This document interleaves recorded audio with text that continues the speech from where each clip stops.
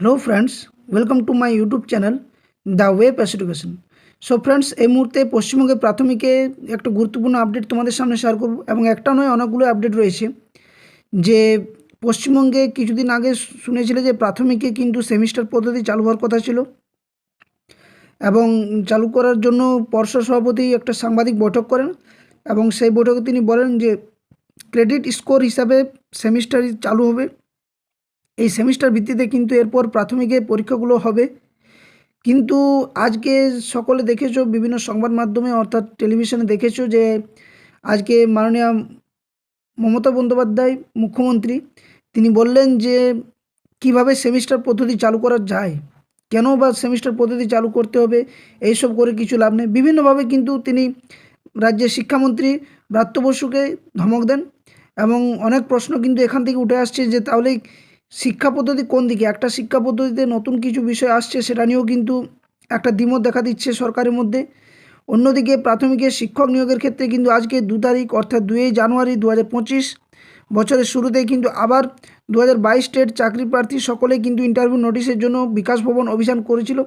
কিন্তু সেখানে পুলিশের যে বর্বরতা, সেই বর্বরতার অত্যাচারের শিকার হয়ে কিন্তু প্রাথমিক টেট পাস ডিএলএডের যে সমস্ত 2022 টেট প্রার্থী রয়েছে তারা বারবার কিন্তু সরকারের কাছে নিবেদন করছে হাতজোড় করে যে তাড়াতাড়ি দ্রুততার সাথে যাতে 2022 টেটের ইন্টারভিউ নোটিফিকেশন খুব তাড়াতাড়ি পাবলিশ হয় সেই জন্য। কিন্তু বারবার একটাই প্রশ্ন এবং একটাই অজুহাত বারবার দেখিয়েছে পর্ষদ থেকেও। আর যখনই একটা আন্দোলনের জন্য পথে নামছে তখনই কিন্তু পুলিশ বর্বরতার মতো তাদেরকে অত্যাচার করে তাড়িয়ে দিচ্ছে এবং প্রিজার্ভ ভ্যানে উঠিয়েও তাদেরকে থানাতে গিয়ে লকআপে ভরে দিচ্ছে। তো কেন এই ধরনের বর্বরতা চলছে রাজ্যে? শিক্ষার হাল যেহেতু বেহাল দশা, সেখানে যদি কেউ যদি চাকরি পরীক্ষায় পাশ করে চাকরি নিয়োগের জন্য তাদের যে সঠিক পন্থা বা সঠিক রাইটটা পাওয়ার জন্য যদি তারা পথে নামে এবং সেখানে যদি না সেই সুরাহা পাওয়া যায়, তাহলে কিন্তু মানে একটা চরম সংকট কিন্তু আসছে এরপর শিক্ষার ব্যাপারে বা শিক্ষার দিকে। পশ্চিমবঙ্গে সরকার একটা পরীক্ষা নেবে, পরীক্ষার পর ফল প্রকাশ করবে এবং নিয়োগের বেলায় যখন নিয়োগ দেবে না তখন যদি চাকরি প্রার্থীরা পথে নামে তখন কিন্তু সেই পুলিশ দিয়ে অত্যাচারের মতো মানে বাঘের মতো অত্যাচার করে, হিংস্রের মতো অত্যাচার করে তাদেরকে কিন্তু রিজার্ভ ভ্যানে উঠিয়ে তাড়িয়ে দিচ্ছে। এবং এটা একবার নয়, 22 টেট থেকে শুরু করে 2000 মানে 16 টেটের যে 2016 যে এসএসসি তারাও কিন্তু এখন পথে নেমেছে এবং নানান অজুহাত দেখিয়ে কিন্তু সরকার বিভিন্ন ভুলভ্রান্তি করছে বারবার এবং এই ভুলভ্রান্তির কিন্তু কোনো সুরাহা এখনও পর্যন্ত পাওয়া যায়নি। তো আজকে একটা সাংবাদিক বৈঠক ছিল, একটা প্রশাসনিক বৈঠক ছিল, সেখানে মুখ্যমন্ত্রী কী বললেন সেটাও আমি তোমাদের সামনে শেয়ার করব ভিডিওতে। এবং আজকে 2022 টেটের যে 2 জানুয়ারি যে আজকে আন্দোলন ছিল, সে আন্দোলনে কী কথা উঠে এসছে বা কী ফুটেজ উঠে এসছে সেটাও তোমাদের সামনে আমি শেয়ার করব। তাই ভিডিওটা সকলকে বলো শেষ পর্যন্ত দেখো এবং যারা চ্যানেলে নতুন আছো অবশ্যই চ্যানেলটি সাবস্ক্রাইব করো, বেল নোটিফিকেশন অন করো যাতে করে এই ধরনের চাকরির আপডেট, তথ্য, নিউজ তোমরা পেয়ে থাকো এবং বিভিন্ন চাকরির ক্লাসও তোমরা এখান থেকে পেয়ে যাবে। তো ভিডিওটি লাইক শেয়ার করো এবং কমেন্ট বক্সে কমেন্ট করো যে এগুলো কী ধরনের অত্যাচার হচ্ছে রাজ্যের বুকে। তো চলো দেখা যাক আজকে দেখো কী নিউজে ছিল যে প্রাথমিকে সেমিস্টার হবে না, পর্ষদের সিদ্ধান্ত বাতিল করে দিলেন মুখ্যমন্ত্রী মমতা, ধমক দিলেন শিক্ষামন্ত্রী ব্রাত্যকেও। গত শুক্রবার সাংবাদিক বৈঠক করে নতুন পদ্ধতির কথা ঘোষণা করেছিলেন পর্ষদ সভাপতি গৌতম পাল।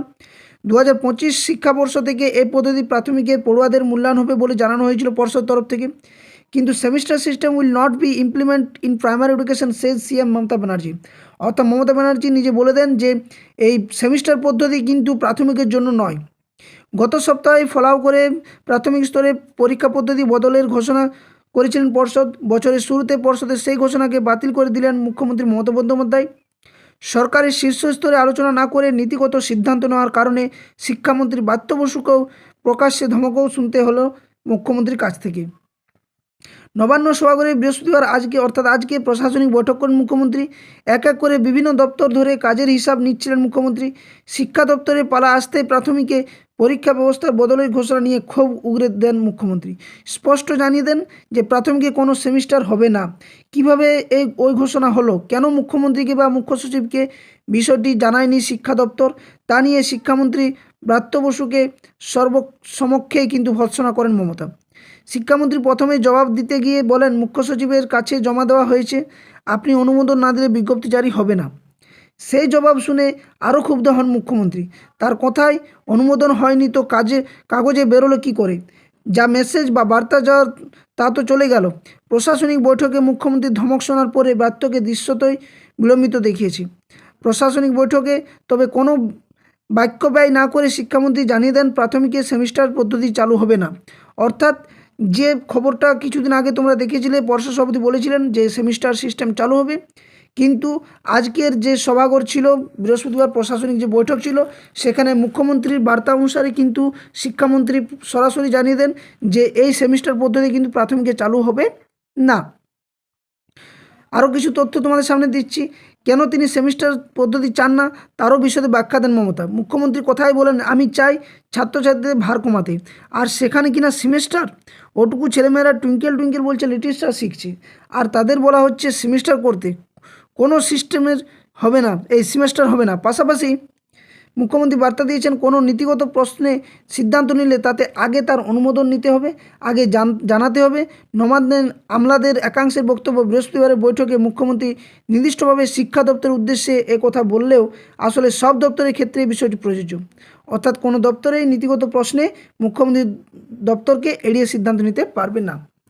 তো দেখো, এটা ছিল আজকের বার্তা, এটা তো বললাম, কিন্তু এখান থেকে বিভিন্ন প্রশ্ন উঠে আসছে।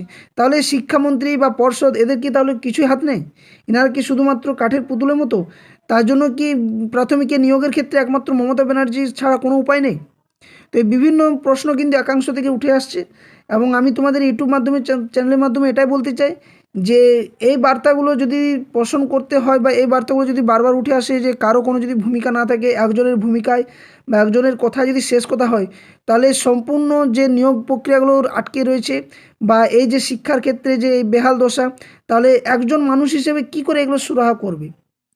তাহলে কি সত্যি 50,000 শূন্যপদ দাবি করাটা কি আমাদের কাছে ভুল? যে পর্ষদ সভাপতি বলেছিলেন যে শূন্যপদ 50,000 রেডি আছে।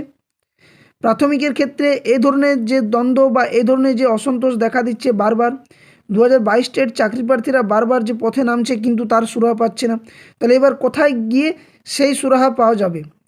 কোন দপ্তরের কাছে বা কার কাছে বা কোন সরকারের প্রতিনিধির কাছে গেলে এই 50,000 শূন্যপদের দাবি পূরণ হবে?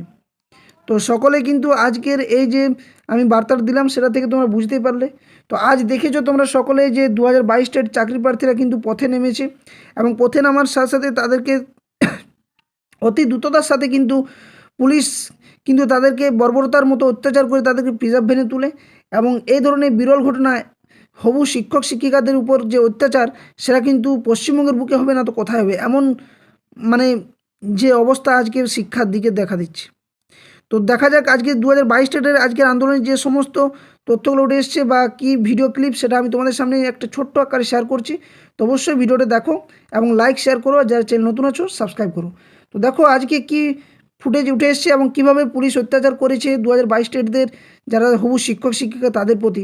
একবার চলো দেখা যাক।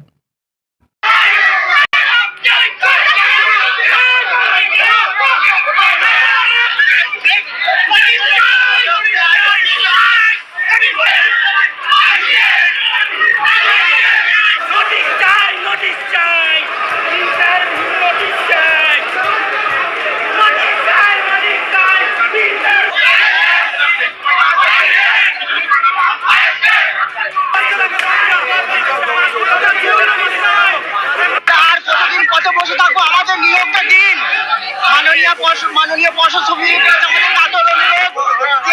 আমাদের নিয়োগটা দিন। আমরা এইভাবে আন্দোলন করতে তো চাই না, আমরা নিয়োগটা যাতে হয় সেই চাই, আমরা এখানে এসেছি। এখন অব্দি কোনো নোটিফিকেশনের ইয়ে নেই, আর কবে আসবো আপনারা? কদিন পরে থাকবো? পরীক্ষাটা কবে হয়েছে? আমাদের নিয়োগটাও স্বচ্ছ হয়েছে। এই সভাপতিটা বলছিল যে বছরে দুবার নাকি নিয়ে পরীক্ষা হবে। আগেও তো কিছু হয়নি, নোটিফিকেশন আসেনি। আমরা আগেও ধরবো, আমরা আগেও এরকম করেছি, এখনো কোনো কিছু করে পাচ্ছি না। তোমরা 2022 হ্যাঁ 2022 স্বচ্ছ ডেট পাস করেছি আমরা, এখন অব্দি বসে আছি। পুলিশ কি করলো? তুলে নিয়ে চলে যাচ্ছে। আমাকে নোটিফিকেশন চাই, আমাকে একটাই গেমের নোটিফিকেশন চাই 50,000 নিয়ে। আমরা 22 কিসের দাবি নিয়ে এখানে? আমরা 5 বছর পর পরীক্ষা দিয়েছি এবং 2 বছর পরীক্ষায় পাস করে বসে আছি, কিন্তু আমাদের নোটিফিকেশন দিচ্ছে না।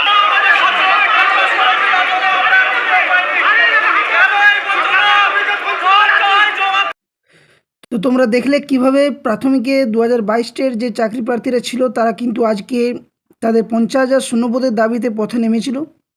এই 50,000 শূন্যপদের দাবিটা কিন্তু আজকে যে একবারেই কিন্তু এই দাবিটা উঠে এসছে সেটা নয়, এটা গত 2022 টেট এক্সাম অর্থাৎ টেট পরীক্ষা নেওয়ার পর থেকে কিন্তু যখন পর্ষদ সভাপতি ধেউ ধেউ করে যখন তিনি সাংবাদিক বৈঠক করে বলেন যে প্রত্যেক বছর টেট হবে, প্রত্যেক বছর 2বার নিয়োগ হবে, কোনো টেট পাস চাকরি প্রার্থী আর বসে থাকবে না, প্রাথমিকে 50,000 শূন্যপদ রেডি আছে, আমাকে অনুমোদন দিলে আমি এক্ষুনি কিন্তু নিয়োগ প্রক্রিয়া শুরু করতে পারি। তারপরে বলে কি যে 2017 টেট সেই 17 টেট 2024-এ যখন নিয়োগ প্রক্রিয়া সম্পন্ন হয় তিনি বলেছিলেন যে আগের নিয়োগ প্রক্রিয়া সম্পন্ন হলে 24 ঘন্টার মধ্যে কিন্তু আবার পুনরায় কিন্তু আমি নিয়োগ করতে পারবো এবং নোটিফিকেশান বার করব 24 ঘন্টার মধ্যে, সেটাও পূরণ হয়নি। এবং আজ যখন দেখা গেছে যে 5% যে প্যানেল সেই প্যানেলের নিয়োগ চলছে, সেখানেও তিনি বলেন যে 5% যে প্যানেল সেই নিয়োগের প্রক্রিয়া শুরু হলেই কিন্তু সাথে সাথেই নোটিফিকেশান বার করব, সেটাও করেনি। সাথে 2023 টেটের কিন্তু পরীক্ষা নিয়ে নিল, 2023 টেটের যে রেজাল্ট সেটাও কিন্তু আটকে, এবং 2022 টেটের যে 50,000 শূন্যপদ সেটাও কিন্তু কোথাও উধাও হয়ে গেছে।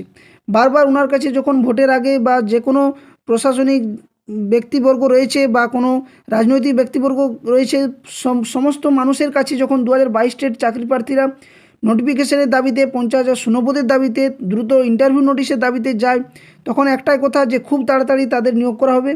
এবং পর্ষদ সভাপতি নিজে বলেন যে 2022 টেট স্বপ্নের টেট, আমার নিজের বড় ছেলের মতো, কিন্তু এখনও পর্যন্ত সেই পর্ষদ সভাপতি কোথায়, শিক্ষামন্ত্রী কোথায়, মুখ্যমন্ত্রী কোথায়? জবাব চাওয়ার জন্য যখন কলকাতার বুকে যাওয়া হচ্ছে তখন বারবার একটাই যে পুলিশ তাড়িয়ে দিচ্ছে, বা যদি ধর্ণা মঞ্চের কথা তুলে ধরা হচ্ছে যে আমরা ধর্ণা করব কি অনশনে বসবো, তখন কিন্তু সেটার অর্ডার আসছে না। তো এই ধরনের বর্বরতা, এবং তোমরা ভিডিওতেও দেখলে যে যখন আইন অমান্যের মতো আন্দোলন করে যখন পথে নামা হচ্ছে তখন কি হচ্ছে, পুলিশ বর্বরতার মতো তাদেরকে অত্যাচার করে একজন হবু শিক্ষক শিক্ষিকাদের কিভাবে তাহলে এভাবে মানে ভ্যানের মধ্যে টেনে হিঁচড়ে জামা কাপড় ছিঁড়ে কিন্তু বারবার উঠিয়ে দিচ্ছে।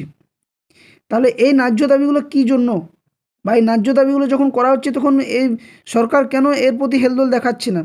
আজ সেমিস্টার সিস্টেম যখন চালু তখন সেটা বাতিল করতে পারছে, কেন সেখানে কোনো নিয়োগের ক্ষেত্রে কোনো কথা বলছে না কেন? তো এই বারবার প্রশ্নগুলো কিন্তু আসছে, এবং এরপরে কিন্তু 2022 টেটের যে আন্দোলন এটা কিন্তু এরপর আরও তীব্রতর কিন্তু হবে, এবং 50,000 শূন্যপদের দাবি কিন্তু আরও বৃহত্তরভাবে আন্দোলন করা হবে 50,000 শূন্যপদের দাবিতে। তো এই ছিল আজকের গুরুত্বপূর্ণ আপডেট। যদি ভিডিওটি ভালো লাগে ভিডিওটি অবশ্যই লাইক শেয়ার ও বন্ধুদের সাথে শেয়ার করো, কমেন্ট বক্সে কমেন্ট করো, এবং যারা চ্যানেল নতুন আছো অবশ্যই চ্যানেলটি সাবস্ক্রাইব করে বেল নোটিফিকেশন অন করতে ভুলো না। 50,000 শূন্যপদের দাবি কিন্তু সকলের আছে, থাকবে। 2022 টেটের নিয়োগ 50,000 শূন্যপদের দ্রুততার সাথে না হলে এভাবে কিন্তু আবার আন্দোলন চলবে। শুধু 2 তারিখ নয়, শুধু 26 তারিখ নয়, বা এর আগের আন্দোলন নয়, এরপর আরও আন্দোলন হবে। কারণ 2022 টেট কোনোভাবে পিছিয়ে নেই আন্দোলনের জন্য, তারা ঐতিহাসিকভাবে কিন্তু একের পর এক আন্দোলন করছে। তাদের একটাই দাবি, ন্যায্য দাবি, স্বচ্ছ টেট। তাই তাদের দাবি যে 50,000 শূন্যপদের দ্রুততার সাথে নোটিফিকেশন বের করা। প্রাথমিক স্কুলগুলো আজ বন্ধ, বিদ্যালয়গুলো একদম পুরো ইনফ্রাস্ট্রাকচারের অভাব, শিক্ষার বেহাল দশা, প্রাথমিকের নিয়োগ প্রক্রিয়ার ক্ষেত্রে কোনো হেলদোল নেই, শিক্ষামন্ত্রীকে এদিকে ধমক, মুখ্যমন্ত্রী নিজে সমস্ত কিছু যদি চালাতে চায় তাহলে কীভাবে সম্ভব? তো যাই হোক, আর বিশেষ কিছু বলছি না ভিডিওতে। যদি ভিডিওটি ভালো লাগে লাইক শেয়ার অবশ্যই করবে, আর চ্যানেলে নতুন থাকলে সাবস্ক্রাইব অবশ্যই করবে। জয় হিন্দ, ধন্যবাদ।